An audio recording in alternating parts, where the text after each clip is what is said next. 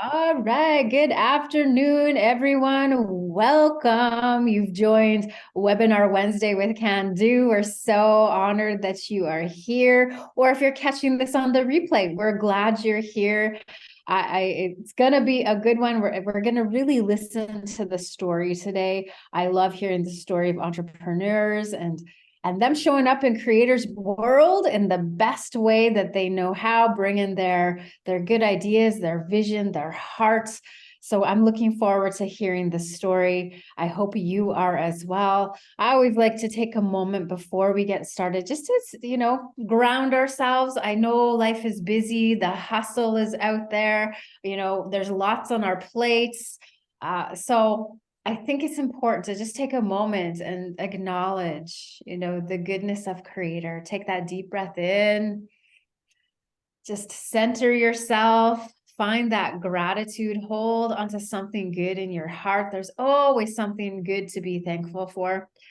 And we just give thanks for Creator. In Amisquachiwaskagan, Edmonton Treaty 6, the sun is shining.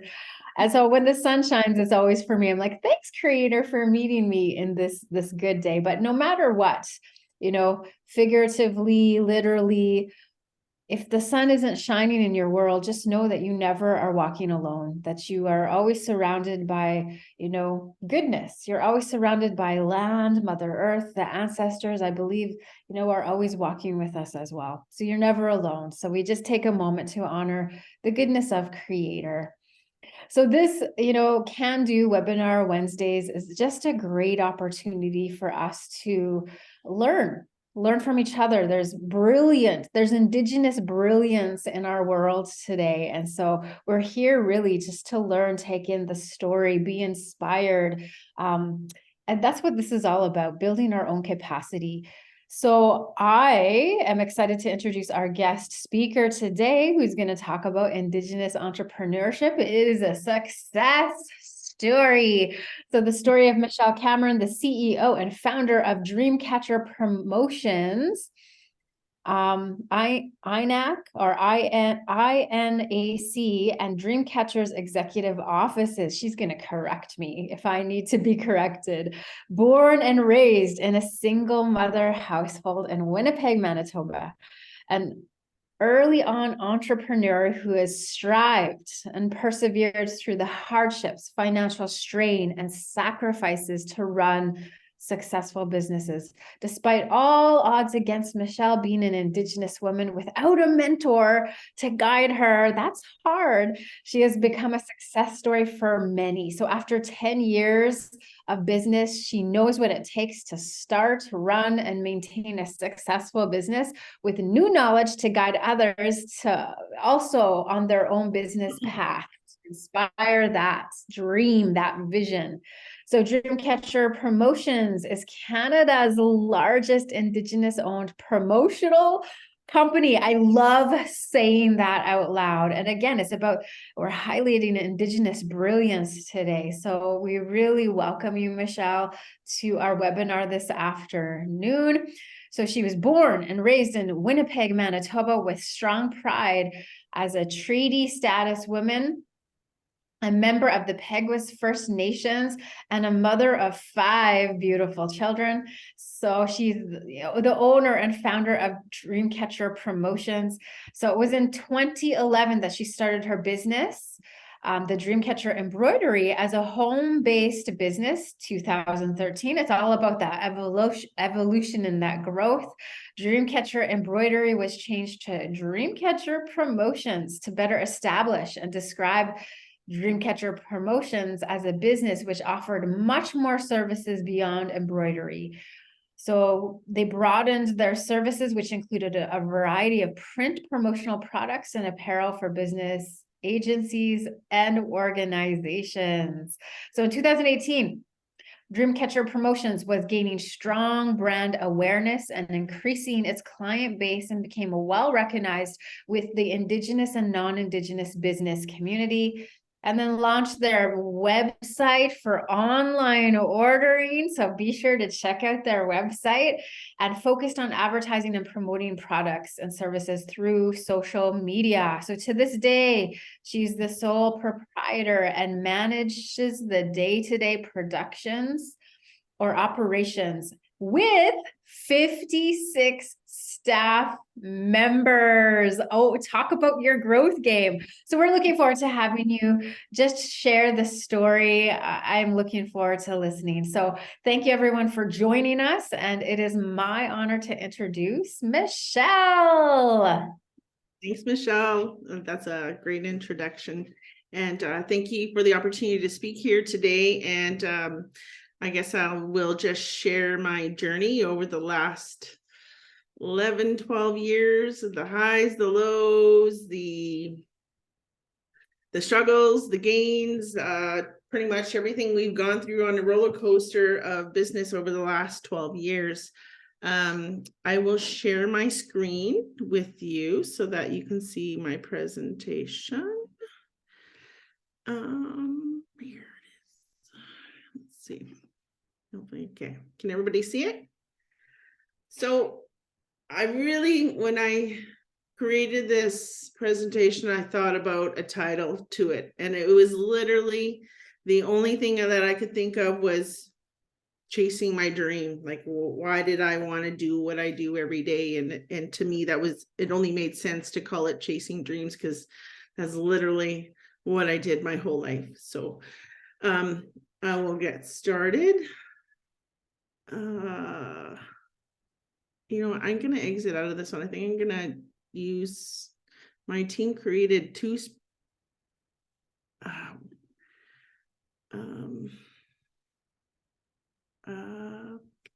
do I close this one? Stop sharing, stop share. Bear with me. Keeps coming up with this one. I will just share this one.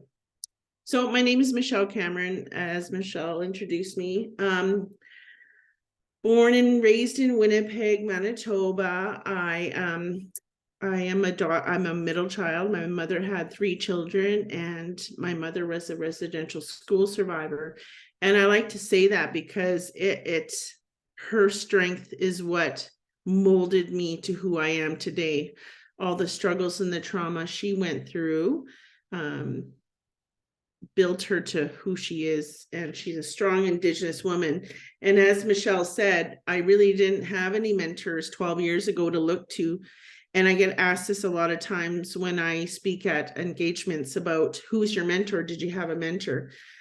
And to me, the only person that comes to mind as a mentor is my mom. You know, my mom worked 3 jobs at any given time to make ends meet. And after she did all her work, she had $1 left over.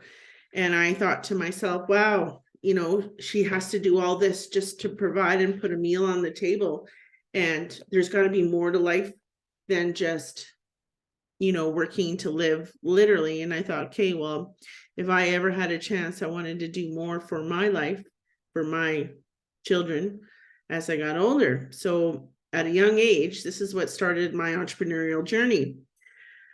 So I was about 12 years old when I had my first business idea. And I've always been at home looking after my sister and my niece when my mom was working. So I had to learn how to cook at a very young age. So I thought, I'm going to take my cooking skills and I'm going to apply that and create a cookie company. So I started a cookie company at the very young age of 12.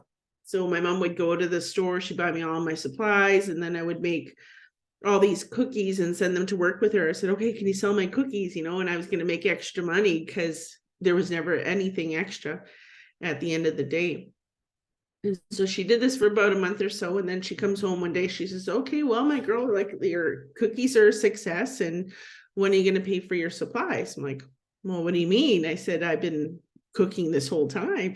And she's like, well, no, I've been buying the supplies, but you have to pay me back for the supplies. And it was kind of a funny moment because it's just like, I was really defeating the purpose of trying to help out and contribute And because my mom didn't have any extra money, but she really admired my entrepreneurial spirit, so she wanted to help me out and buy the supplies, thinking that I'd pay her back. So after all I did, I realized I really wasn't making money after all. So I stopped my cookie business and just carried on as normal. And so that's really what started my journey. And I found that it didn't stop there. I knew I still wanted to do something, but I wasn't sure what it was. Later in life, I think it was in my 30s, I'm like, okay, I still had that burning desire to be a business owner. So I thought, okay, well, I lived in a community with my late husband, and I started a pizza and wing business in the community that we lived. And I would cook and cook and cook every night. And I missed many soccer games, football games, hockey games, because I was always cooking. I was working a daytime job. I wasn't willing to give it up at that point and commit to my business, because for me, I'm a mom first. Before anything else, I'm a mom. I'm a mom of 5 children, 3 of my own and 2 that I have fostered since they were born. So to me, they're my children, but I knew I had to do something that I could still be there for them, provide. So I couldn't give up my daytime job until I knew I was able to get a salary every 2 weeks. And that was really important to me. So I juggled my business dream in the evenings and then my daytime job during the day. So I did that for about a year. And then it got to the point, it's just like, okay, I can't keep doing this. So I'm like, okay, so quit the pizza business. And I thought, okay, well, I got to come up with something else. And that's what sparked this idea. So I sat back and I thought, okay, I got to do something. I just don't know what.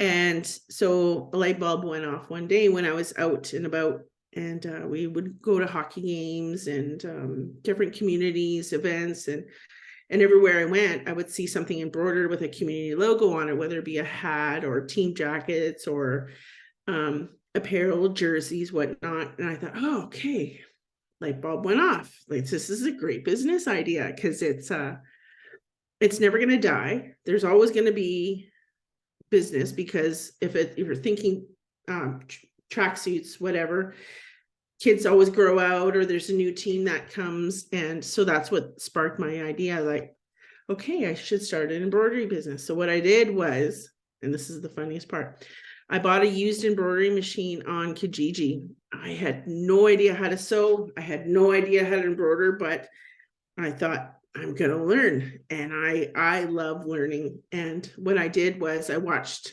many YouTube videos, and until I felt confident enough to say that I own an embroidery business. I probably did that for about 3 months, wrecked a bunch of product, stressed myself out to the gills, but I learned the basics enough to say that I owned an embroidery business. So I made these little makeshift cards on my home computer and printer, and everywhere I'd go, hand out my cards and say, hey, like, give me a shot. I own an embroidery business. I can embroider staff jackets for you, teams. And so that's what I did. I did that for a good year. And I was back to what I got away from almost a year prior, which was my pizza business. I was back to working 18-hour days, working a full-time job, doing this in the evenings. And I didn't want to carry on that way, because I missed so much time with my kids, and they needed me too. So I had to make a decision. Did I want to give up my dream of being a business owner, or was I willing to jump both feet in and pursue my dream, which was a struggle as a parent, right? Because you never want to give up every 2 weeks you get paid. And that was priority for me. And I knew I had to provide for my kids. So I took the leap of faith, and it was literally a leap of faith, because I wasn't sure what was going to happen, if it's going to succeed or if I was going to fail miserably. So what I did was I applied to First People's Economic Growth Fund. I went through the business plan program, where they pay 75% of a business plan, and I contributed the other 25% to have a business plan developed for my embroidery business. And during that stage, I discovered that in the promotions industry in Canada, it's a $2.3 billion industry. So I thought, okay, because that's one thing in business that you want to make sure that you're getting into a business that's viable, that there's room in the market for you. And because you don't want to start a business and then fail because you didn't do your due diligence and research what you were getting into. So I did that. It took us about 6 months to develop a business plan, do some research, and find that, okay, there's room for me, and how was I going to market my company? How was I going to do things differently? So all these things I had to learn as I go, and I discovered that I was developing a passion for it. So as soon as I felt confident enough that I had enough of a client base to leave my full-time job, I did that. But again, it meant working 18-hour days before I could leave my full-time job, but I did. So in 2013, I opened my first storefront, and it was the best thing I ever did.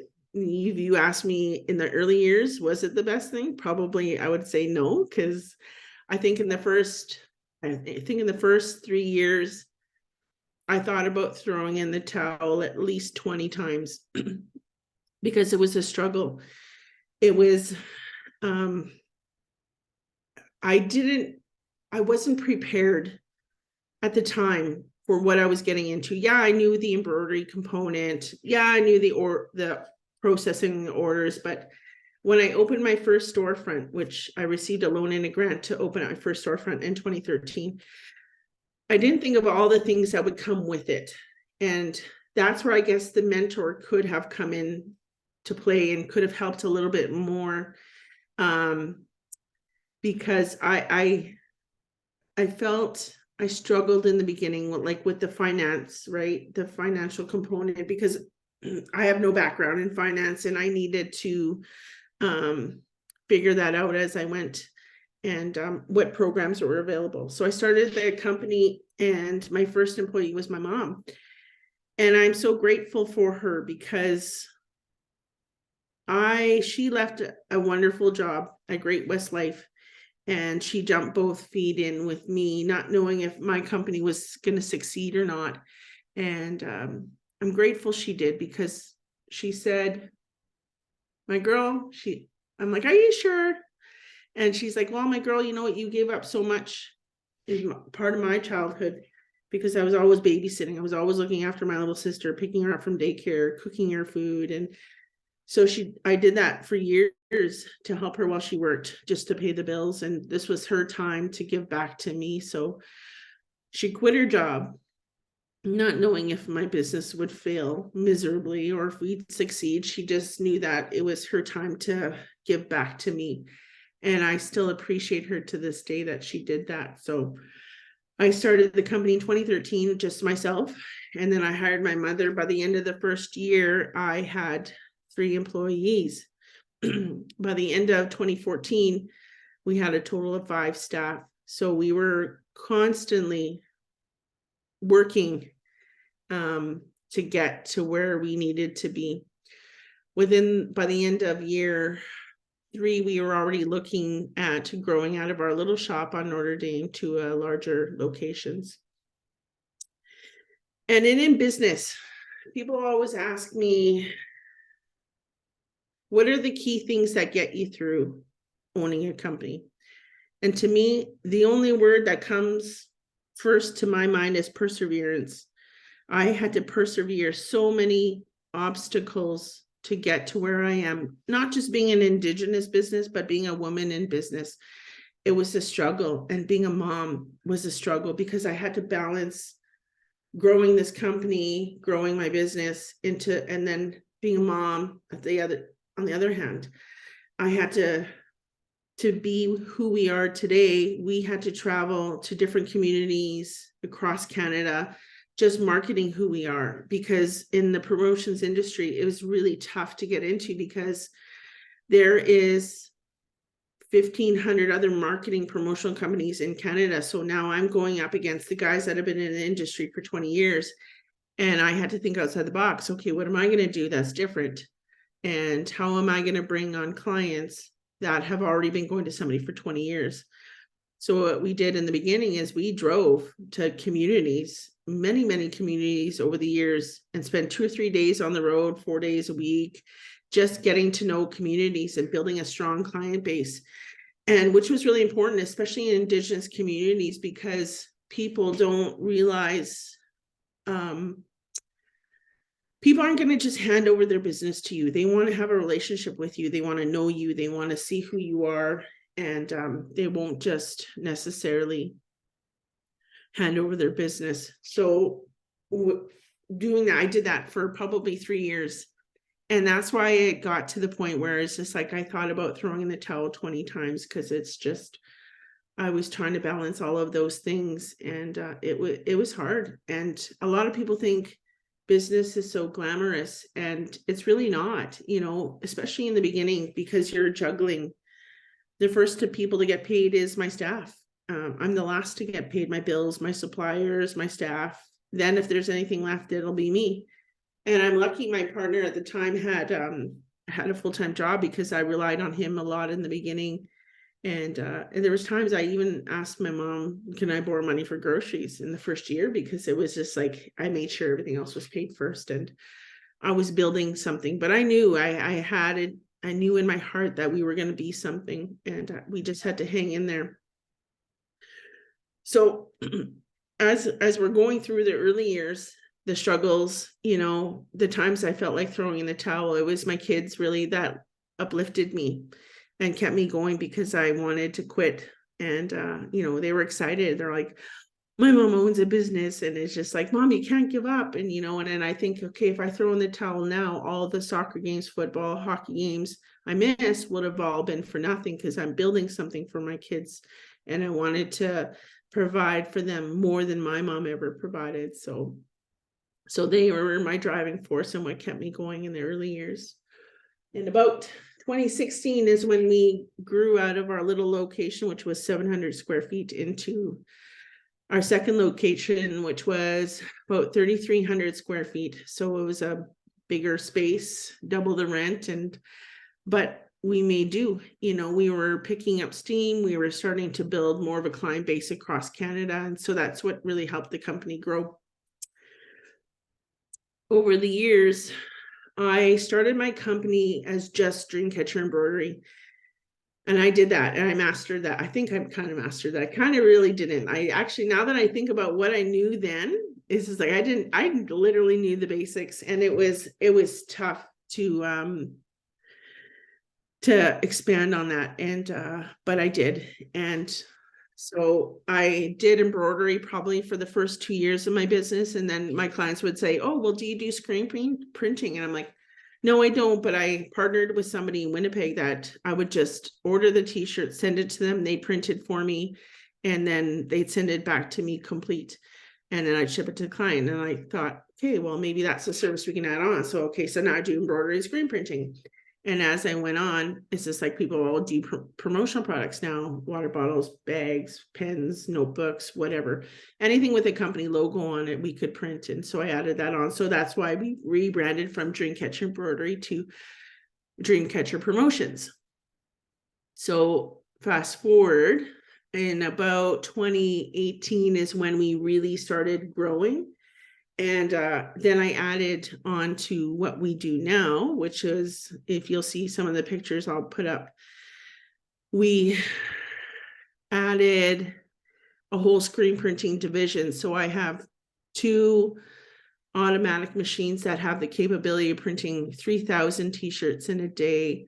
I really invested in the company. I added a direct-to-film printer, direct-to-garment machines. I ordered a Italian dryer from Italy, specially made for us to eliminate one position so that we were more efficient when it comes to cost and payroll. So that helped. But being able to have all of these things under one roof also helps with our customer service, with our timelines, because in this industry, if you don't do it yourself, you're at the whim with another company, and it's usually 2-3 weeks. And a lot of our clients tend to forget that they have events that are coming up or things that they forgot to order. So it's nice to be able to control production, because we can control timelines, so we can spit stuff out as quickly as we get it in, and which is really nice. And that, I think that's helped what builds our client base over the years. In 2022, we added a marketing department. So prior to that, we outsourced a lot of our marketing material, our marketing whole area with social media. We pretty much outsourced everything. So again, I think it was really important that we invested in the company and we added all these services onto it internally so that we can control everything. So I added a whole department just in 2022 to accommodate our clients and being able to spit things out.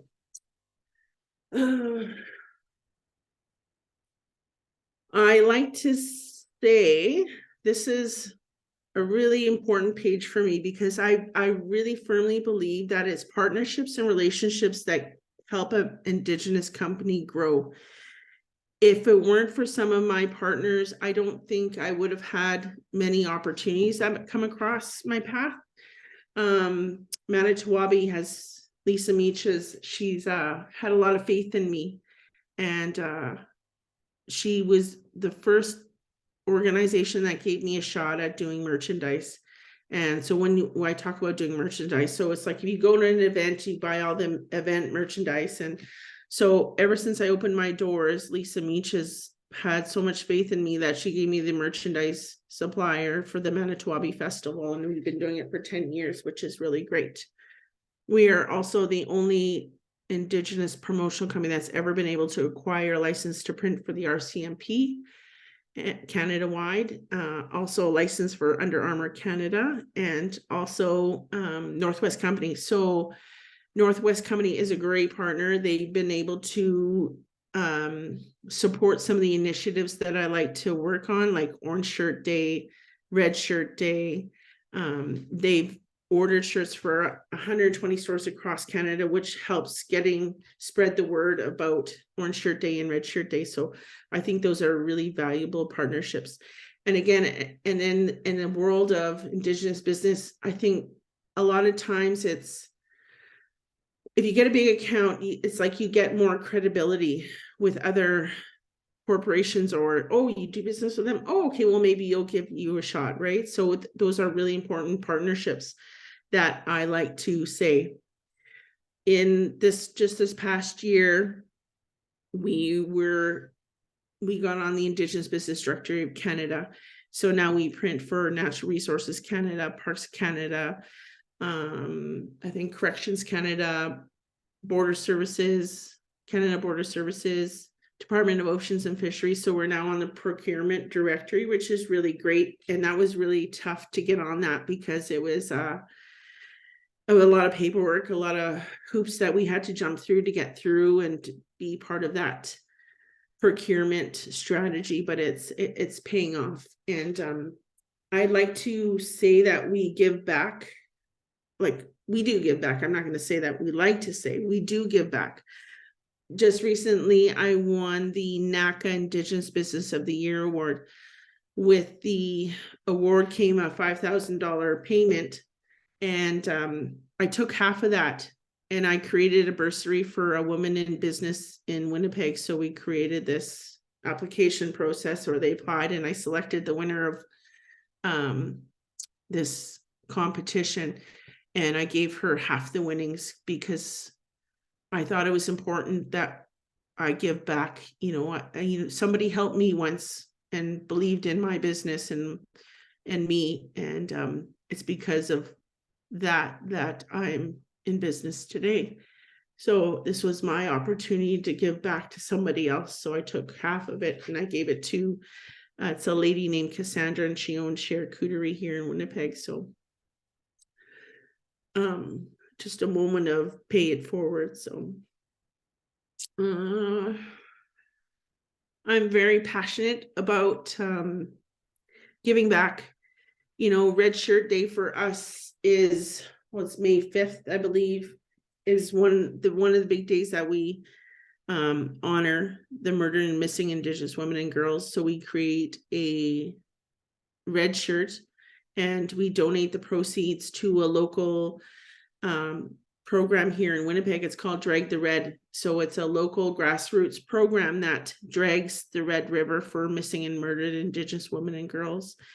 And it's really sad to say, but they've pulled out over 24 women and girls out of our Red River here in Winnipeg. And it's not reported, and they don't like government funds to help their program because it will hinder the ability to get out on the river quickly. So now they can do that within hours and just get out and do what they need to do. So I use my company in a way that we can help many other Indigenous peoples, many other Indigenous groups.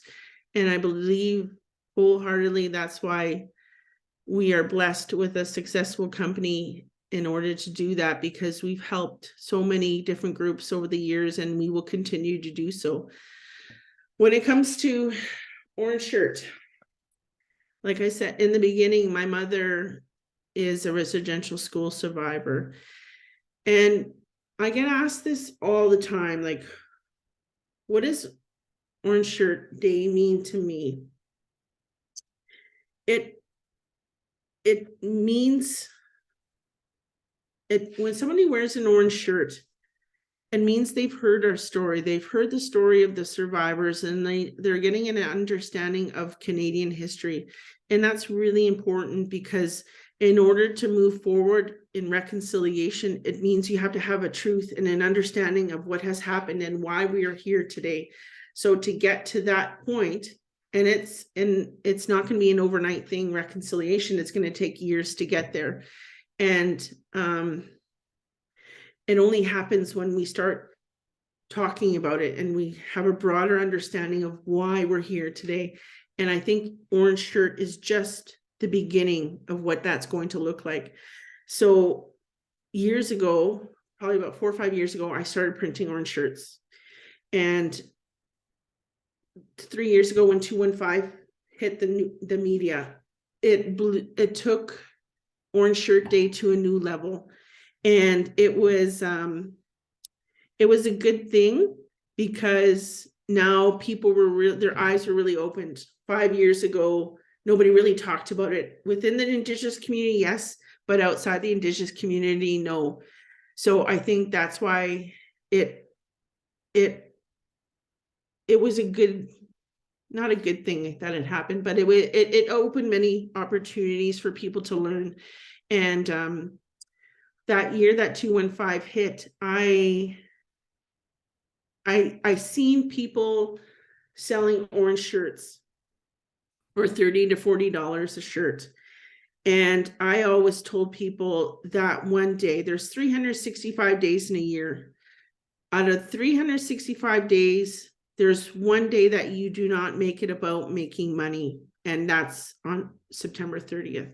So when I seen companies selling, or people just selling shirts for $30, $40, I'm like, okay, these are like non-Indigenous companies to boot. And I'm not saying a non-Indigenous company can't print an orange shirt, but do it for the right reason. You know, do it for a purpose. Do it to donate the proceeds to a cause or to a program. So when I seen this happening across social media, that people were doing this, I thought, okay, I have to do something more than just print orange shirts. So what I did is I contacted all my suppliers across Canada, and I bought up 100,000 orange shirts and I put them all in my warehouse, because I had to make sure that the people that wanted orange shirts, all the corporations, the companies that I worked for, were really trying to be part of the day. I wanted to make sure that they had orange shirts. And so that's what I did. I bought everything in Canada and put it all in my warehouse, and we printed all those shirts and distributed them across Canada. So today we are one of the largest orange shirt printers, distributors in Canada, and we're Indigenous owned, which is, I love to say, because there's many people out there that are not. And I mean, like I said, just do it for the right reason, do it for a purpose, for a cause, for, you know what I mean? It's not about money, not that one day. So that's how I feel about orange shirt, and I'm super passionate about it because it's you know, I always tell people, well, what was it like? Or tell us about your mom's experience in residential school. And I always tell people she doesn't share that journey with me. She doesn't say a lot about it, and she's never talked about it over the years. I myself had to learn from other people. I had to ask questions, and I've really only learned what I know today because over the last 3-4 years. Before that, I didn't know much about it at all. And I had to take that and learn from other people. But when my mom, orange shirt, we call it orange shirt madness because it's a very busy time for us. And my mom was in our warehouse folding and packaging shirts to go out. It was the first time I ever seen her cry or get upset about it, because it was just like, for the first time, her story was being heard and shared.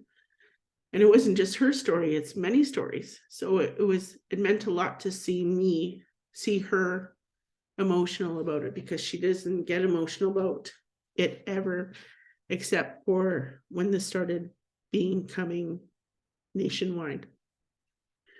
So that's my orange shirt journey. Another word I like to talk about is agile. When you're in business, you need to be able to adapt to change. And that's really important, because nothing in business is ever straightforward. It is never the same. It is never easy. And to be able to run a successful business, you have to adapt to changes, and you got to figure out how you're going to overcome failures and disappointments and still succeed. So for me, this word is really important, because during the pandemic is when we moved into our third location. And it was, I took on a big warehouse that was triple the rent of my last place. And I thought, how am I going to overcome? Just give me 1 second.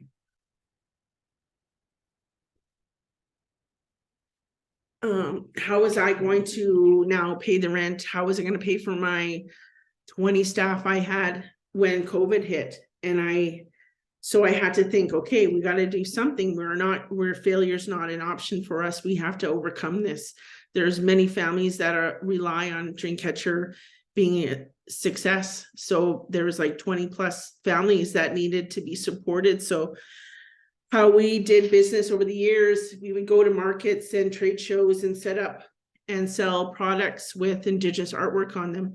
So I thought, okay, because normally we would put them in bins and bags and we take them back out and sell them at the next event. So when COVID hit, I had 4 teams out. I had one in Edmonton, one in Thunder Bay, one in Toronto, one in Vancouver. So brought all 8 people home, put all the stuff in bags and bins, and thought, okay, now what are we going to do? So I hired a new staff member who took pictures of all the products that we had. We created an e-commerce site to our website, and now we've created this retail portion of our business so that we could sell products and still pay the bills. So that's what we did during the pandemic. And we were able to sell $275,000 worth of product online just to be able to carry us through. And that's why I say it's really important to be agile in business, because you have to learn to think on your feet. It's not easy. And I'm real about it. When I talk to entrepreneurs, I said, you have to be prepared for the highs and the lows, and that there's many of both. But you'll get through, and don't quit, because if it's your dream, your passion, pursue it, go after it. Just surround yourself with a good support system, which I'm very thankful that I had, and have a plan. You know what I mean? Nothing's ever easy, but you can do it if you really believe in yourself and believe in what you're doing. So fast forward, getting us through the pandemic. We survived the pandemic, but it also made me realize that there was a need. There was a need out there for Indigenous clothing with artwork on it. And I thought, okay, if I wasn't at a conference, where would I buy this stuff? There's no store, especially here in Manitoba. There's no Indigenous apparel store. You can go to the mall, all these great stores, but nothing for me, for an Indigenous person. So I thought, okay, if we were able to sell $275,000 online in a year, what can we do if we had a storefront? So this is where my second company was born. So I bought the acronym INAC, which is for a reason. It used to be Indigenous Northern Affairs Canada. So they dissolved the name in 2018. So I bought the acronym in 2021. And so now I own INAC, which is now Indigenous Nations Apparel Company. So we took all of the products that we were making and created a whole apparel line, an apparel store, which is now in Polo Park Mall, which is our largest mall in Manitoba. We are also the first Indigenous company to ever be Indigenous owned company to ever be in a Cadillac Fairview mall across Canada. So we literally made history in opening up our store in Polo Park Mall. And people thought I was crazy. Like, I even had news and media come out and do a story on me in the mall. They're like, you're opening a retail store during a pandemic. I'm like, yes, because I know there's something here. I know this is what we need. This is what our people need to have. And there's no place else. So I know for the years of doing business with Dreamcatcher Promotions that there's a lot of northern communities that order apparel and we ship to the north. So then I know when they come down to Winnipeg that they stay in and around the Polo Park area. So I thought, okay, well, this is going to be the place we're going to put it. Easy access for our clients. We're going to create this whole apparel company and put it in Polo Park Mall. And people thought I was crazy, but I believed in myself and I believed in my team and I believed in what we were doing. And we created something which made history, which was amazing. And in less than a year, we did almost $1 million in sales in our little store, which was amazing. So, and I want to tell one story before I move on to the next about INAC and why it's important to me. When I opened my doors, it was a really heartfelt moment because we were creating something not just for us as a company or me as an individual, but we were creating something for our people. We were creating a beacon of hope. Like, if you have a dream, this is what's possible. You know what I mean? Like, take your apparel company, put it in a store, have a storefront. Like, let's create all these things. And, 5 years ago, there wasn't many people wearing artwork or Indigenous designs on clothing. And now it's like you see it everywhere. And it makes me so proud to be part of that. And when we opened our doors, it was probably about 2 months in, and one of my staff looked out the window and seen these two older ladies covering their mouth and they were crying. And so she went out to see if they were okay. And she went out and like, "Are you okay?" And the one lady said, "I just want to say, I thought I'd die before I ever see this moment." She said, "I never thought there'd be a store like this in Polo Park Mall that appeals to me, that I want to go and buy one of everything." And we took a bus. We took 2 buses to get here. And from that moment, when I heard that story, it's just like, okay, we can never close our doors again, because we're building something here. We're building up steam for other people to come behind us, beside us, to walk with us. And it's not even just about what we put in the store, our designs as a company, but we're working with other artists, other Indigenous apparel companies to bring their products with us. We'll buy 1 or 2 pieces, put it in our store, and then we share their story, who they are, so that it opens up opportunities for them with their other products. So we just want to bring and create opportunities for other people. So this is what we've done with INAC. Since 2021, I have since opened 3 other retail locations, 1 in Saskatoon and 2 others in Winnipeg. So now I have 4 INAC stores within Saskatchewan, and Manitoba. This just talks a little bit about our growth as a company. I started at a home-based business on a reserve, and I have now grown it to 33,000 square feet in a matter of 11 years. So it was a big feat I'm telling you, and a lot of stress, a lot of sleepless nights, but a lot of rewards too. You know, it's just to be able to showcase what's possible when you set your mind to something and when you're driven and you don't give up.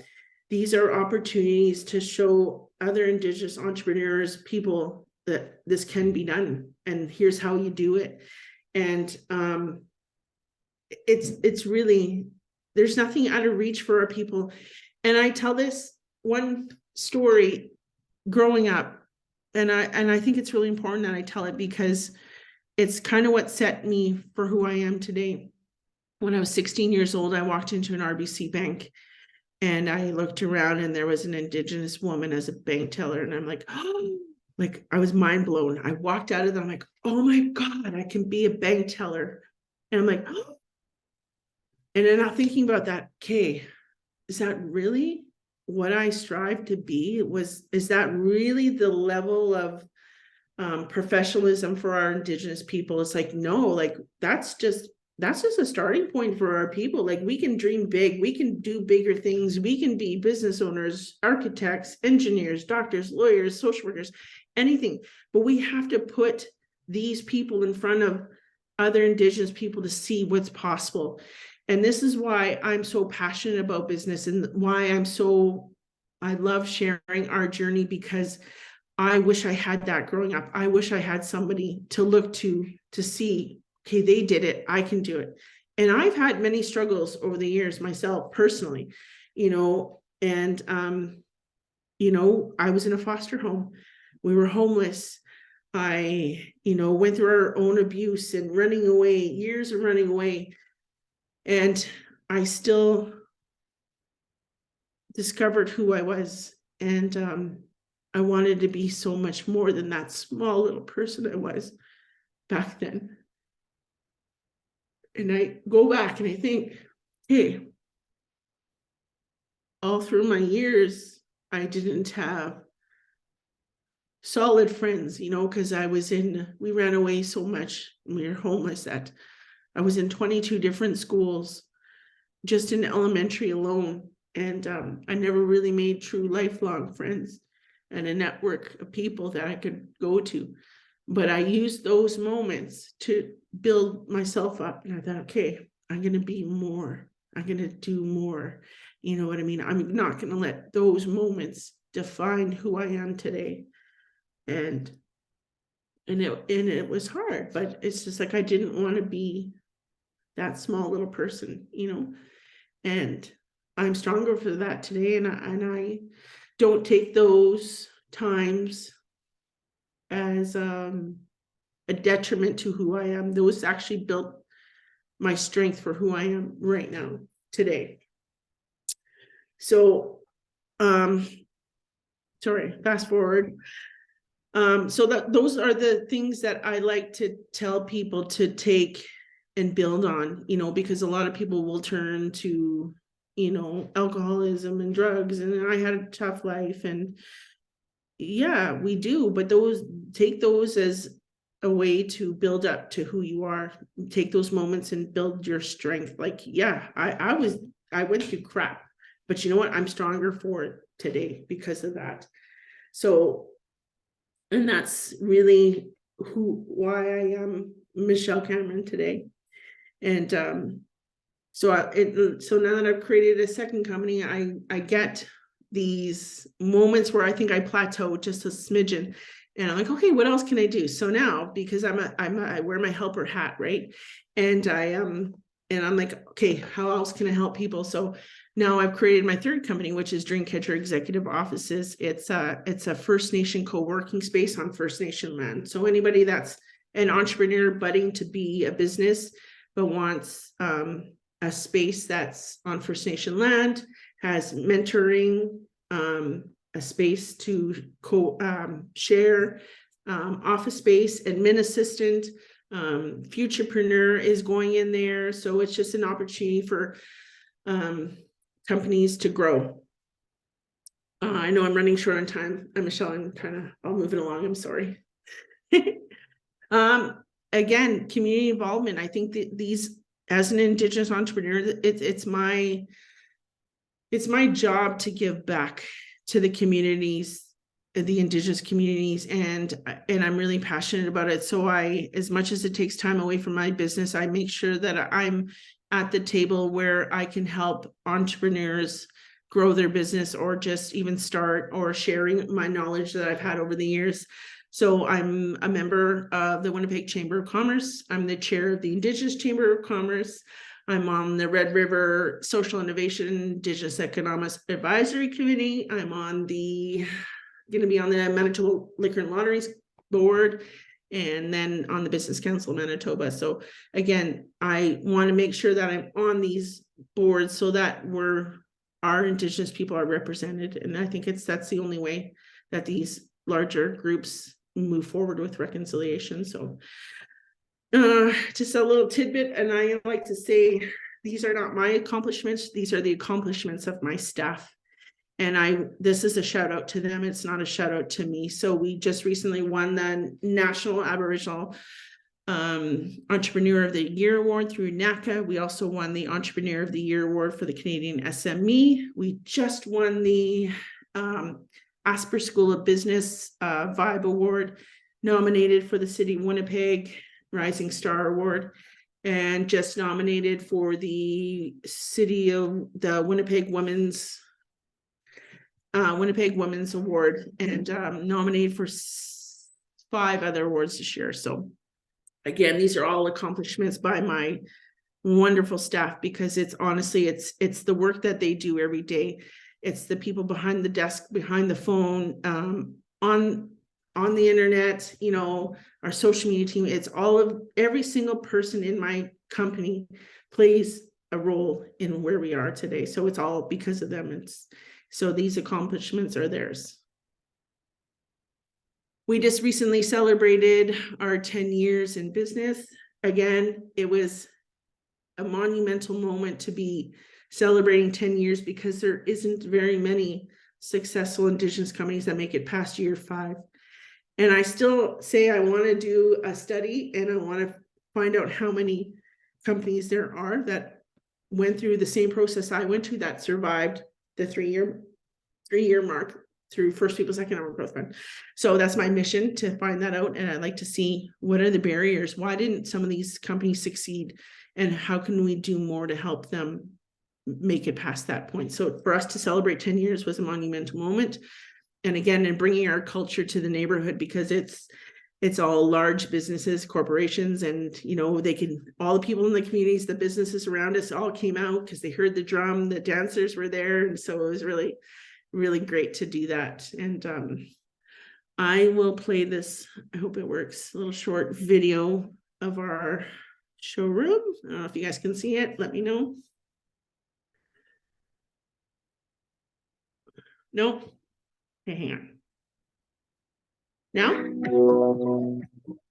Play. Oh. Okay, we'll just leave that out, because I don't know if it's what's gonna happen there.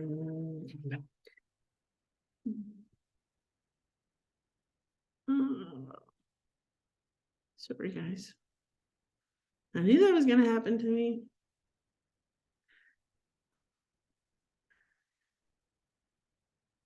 Okay, where did you go? Okay, back. Technical difficulties here.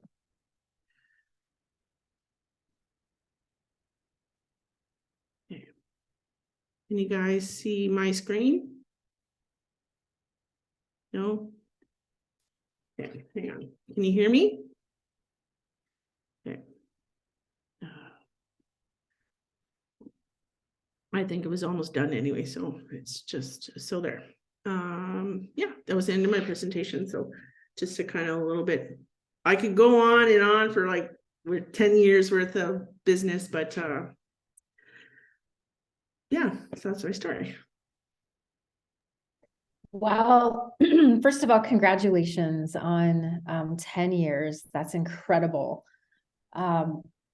Thank you also very much for your vulnerability. I think that that's important, you know, especially, you know, when we're doing this to honor the ones who walked before us, like the story of your mother. But also we think of the generations to come, and sometimes with business, it can be just hard and fast, and it's all about business, but you're breathing in that story, which really honors, you know, the ancestors, residential school survivors, the missing and murdered Indigenous women and girls, and two-spirited. So I just am very thankful, and I lift my hands to you and I say thank you. Keep doing the good work. I believe in what you're doing. I think what you're creating here is such a great example of, again, I said at the beginning, Indigenous brilliance. And you know, this is our first time meeting, and after reading about you, but then now listening to your story, you know, that there's so much truth to that. So thank you for what you do. Thank you for sharing the story. We're going to cheer you on. There's her contact information. And I'm going to give you a little follow. I'm going to try to find you on a social media and give you a follow, because Sure, your awesome. story is really inspirational, and we need to hear more from you, right? The Canada needs to hear more from you, because what you're doing is exceptional. So thank you. And so I could talk forever because I just am amazed at what you're doing. It's groundbreaking, it's brave, it's who we are as a people. So Yes. thank you. I see you, honor your story, and just we're honored that we got to, you know, have a little glimpse of it. Awesome. So thanks everyone for joining us. Go look at her stuff, go, you know, promote and support this amazing Indigenous business. So be well, and we will see you again. Awesome. Bye, everybody.